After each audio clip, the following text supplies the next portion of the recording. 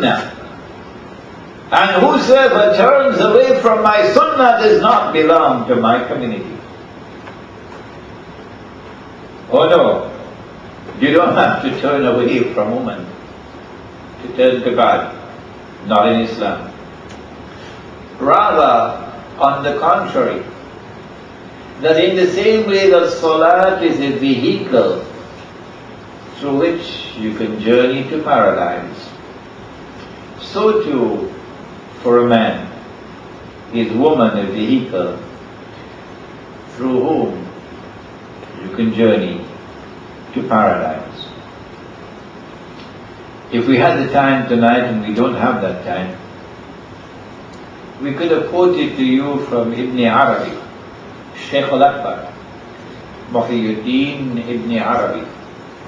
In fact, I put that quotation in my book on the strategic significance of the fast of Ramadan in Islam, where Ibn Arabi points out that of all the, in interpreting this hadith, Ibn Arabi points out that of all the ayat of Allah, and an ayah of Allah is a sign or a symbol representing a reality that is divine. An ayah of Allah is a sign or a symbol representing a reality which is divine. So an ayah is like a window to Allah, if you allow that expression. Of all the windows to Allah, of all the windows to the heaven, the closest window of all to a man is woman. Not the bird, and not the flower, and not the mountain, and not the river. And so Ibn Arabi points out, this is the central strategic role of the woman in the life of the male who seeks this spiritual path.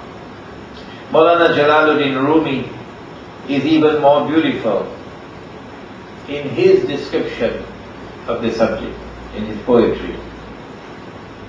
This then would be the dynamics of marriage in Islam. But in order for this dynamics of marriage in Islam to be fulfilled, Allah instituted some mechanics as well. You've got to follow the mechanics if you want to reach the dynamics. What are the mechanics?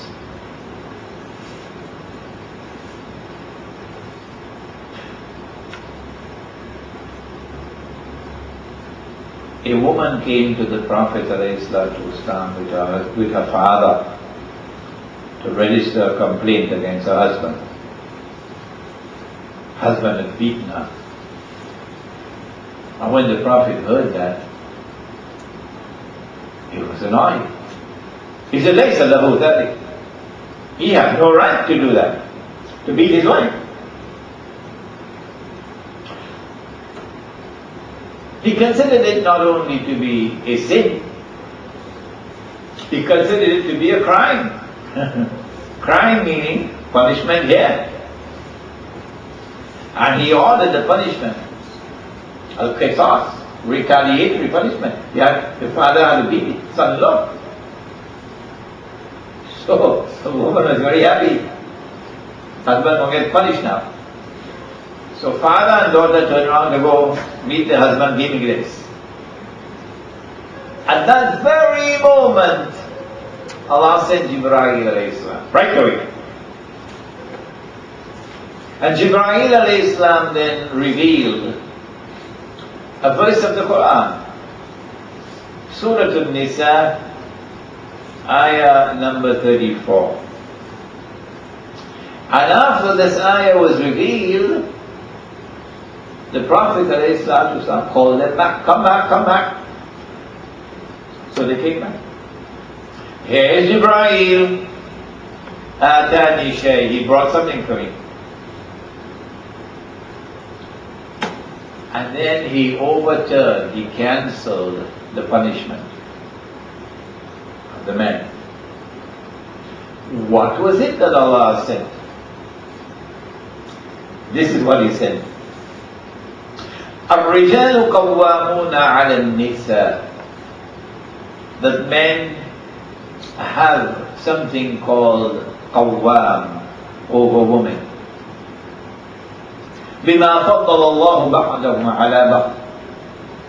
Because of what Allah had given to the one over the other. وبما أنفقوا من أموالهم. And because they spend of their wealth, spend it on the women and children. What is qawwam? Our beloved teacher of blessed memory, Maulana Fadl Rahman Ansari rahimahullah, in his book The Quranic Foundations and Structure of Muslim Society, which we hope inshallah will be taught in this country soon, he explains the word qawwam. And he says it means that men must maintain women. So if you can't afford to maintain, you cannot marry her. No. You must first be able to maintain before you can marry. Men must maintain women. But he said that qawwam also means that men had to guard and protect women. And so men are the guardians of women. And because men are the guardians of women, that gave to men a measure of authority, over women.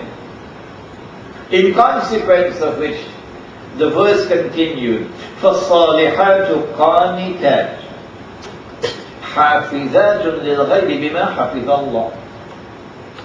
Good women, righteous women, are qanitat, humble, obedient, and submissive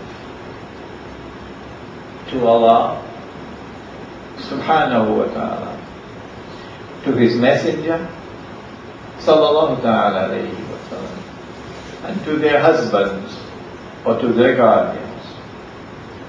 Now that is the problem in today's world. Women have been writing to me after my articles were published in the newspaper, writing to me, questioning, challenging this institution in Islam that a wife must be obedient to her husband. Why, they ask, why can't we just sit together as husband and wife and have a harmonious relationship? No quarrels, no fighting. All the relationship is one of harmony, all the decisions are taken with mutual agreement. I said, fine. In such a marriage, the institution of obedience is there, but you had no need to invoke it. But what about if a situation arises where you have disagreement between husband and wife?